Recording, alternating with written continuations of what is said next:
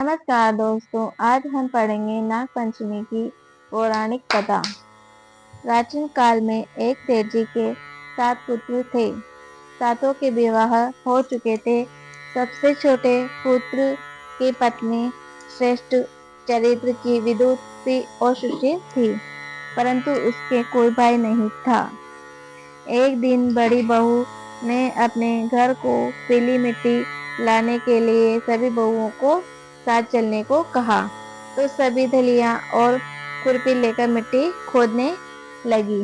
तभी वहां एक सर्प निकला, जिसे बड़ी बहू खुरपी से मारने लगी। यह देखकर छोटी बहू ने उसे रोकते हुए कहा, मत मारो इसे, यह बेचारा निरपराध है।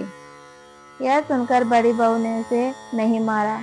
तब सर्प एक और जाग बैठा। तभी छोटी बहू ने उसे कहा, हम अभी लौट कर आती हूँ, तुम यहाँ से जाना मत। यह कहकर वह सबके साथ मिट्टी लेकर घर चली गई और वहाँ कामकाज में फंसकर सर्प से जो वादा किया था उसे भूल गई। उसी दूसरे दिन वह एक बात याद आई, तो वह सबको साथ लेकर वहां पहुंची और सर्प उस स्थान पर बैठा देखकर बोली, सर्प भैया नमस्कार। सर्प ने कहा, तू भैया कह चुकी है, इसलिए तुझे छोड़ देता हूँ, नहीं तो झूठी बात कहने के कारण तुझे अभी डस लेता।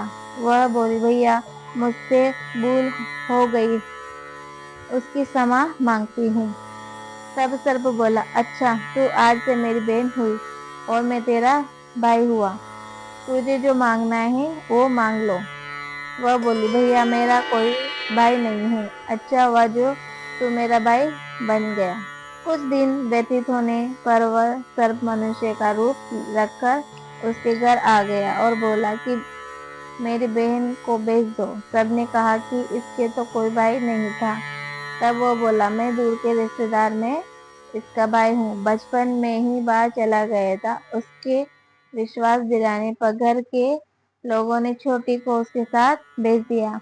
उसने मार्ग में बताया कि मैं वही सर्प हूँ, इसलिए तू डरना नहीं और जहाँ चलने में कठिनाई हो वहाँ मेरी पूंछ पकड़ लेना। उसने उसने कहे अनुसार ही किया और इसी प्रकार वह अपने घर पहुंच गई। वहां के धन ऐश्वर्य को देखकर वह चकित हो गई। एक दिन सर्प की माता ने उससे कहा, मैं एक काम से बाहर जा रही हूँ, तू अपने भाई को ढंग से दूध पिला देना। उसे यह बात ध्यान न रही और उसी से गर्म दूध पिला दिया, जिससे उसका मुख बेतरह जल गया। यह देखकर सर्प की माता बहुत क्रोधित हुई, परंतु सर्प के समझाने पर शांत हो गई। तब सर्प ने कहा कि बहन को अब उसके घर भेज देना चाहिए। तब सर्प और उसके पिता ने उसे बहुत सा सोना चांदी जेवरात वस्त्र भूषण आदि देकर उसके घर पहुंचा दिया। इतना ढेर सारा धन देखकर बड़ी बहू ने ईर्ष्या से कहा, भाई तो बड़ा धनवान है, तुझे तो उससे और भी धन लाना चाहिए। सर्प ने वचन सुना तो सब वस्तुएं सोने की लाकर दे दी। यह देखकर बड़ी बहू ने कहा, इन्हें झोपड़ी झाड़ने की झाड़ू भी सोने की होनी चाहिए। तब सर्प ने झाड़ू भी सोने की लाकर रख दी। सर्प ने छोटी बहू को हीरा मणि का एक अद्भुत हार दिया।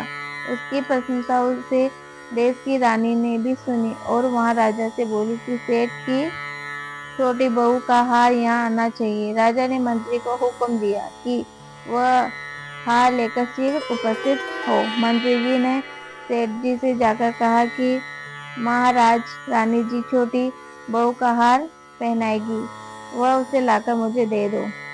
सेठ जी ने डर के कारण छोटी बहू से हार मांगकर दे दिया। छोटी बहू को यह बात बहुत बुरी लगी।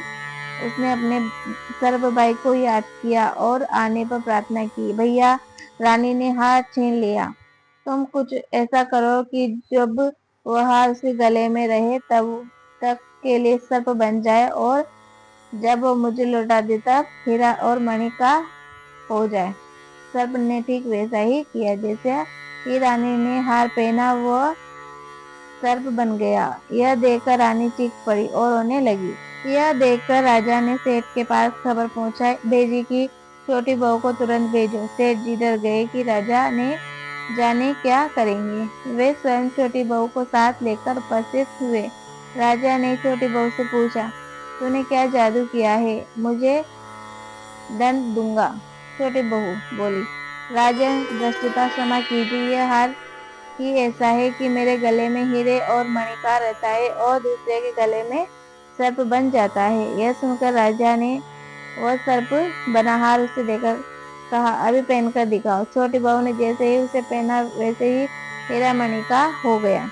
यह देखकर राजा उसकी बात का विश्वास हो गया और उसे प्रसन्न होकर उसे बहुत सी मुद्राएं भी पुरस्कार में दी। छोटी वह अपने हार और इन सहित कर लौटा आई।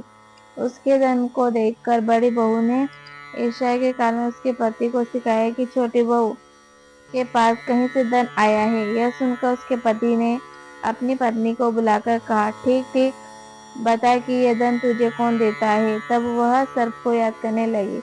तभी उसी समय सर्प ने प्रकट होकर कहा, यदि मेरी धर्म बहन के आचरण पर संदेह प्रकट करेगा तो मैं तुझे उसे खा लूंगा। यह सुनकर छोटी बहू का पति बहुत प्रसन्न हुआ और उसने सर्प देवता का बड़ा साक्षात्कार किया।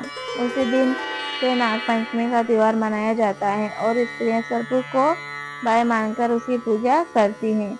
अगर हमारा वीडियो पसंद आए तो हमारे चैनल को सब्सक्राइब कर लेना।